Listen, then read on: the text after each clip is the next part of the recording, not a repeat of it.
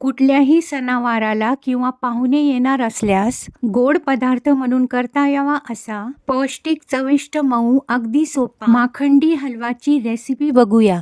लागणारे साहित्य डिस्क्रिप्शन मध्ये दिले आहे.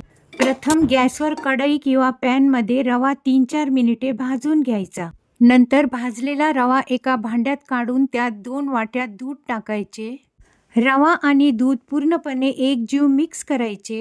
त्यावर झाकण ठेवून 20 मिनिट रेस्टला ठेवायचे. तोपर्यंत गॅसवर कढई तापल्यानंतर काजू, बदाम 1 टीस्पून तूप टाकून परतायचे. त्याच कढईमध्ये 1 कप शुद्ध तूप, 1 कप साखर टाकून कंटिन्यू फिरवत राहायचे साखर विरघळेपर्यंत. साखरेचा पाक करायचा नाही, कंटिन्यू फिरवत राहायचे आहे लो फ्लेमवर. व लगेचच त्यात दुधात भिजवलेल्या रव्याचे मिश्रण टाकून हलवा थोडा घट्ट होईपर्यंत फिरवत राहायचा आहे. त्यात तळलेले ड्रायफ्रूट्स टाकून मिक्स करायचे. वेलची पावडर टाकून सर्व मिक्स करायचे. लगेच गॅस बंद करून त्यावर झाकण ठेवून 5-7 मिनिटे झाकून ठेवायचा.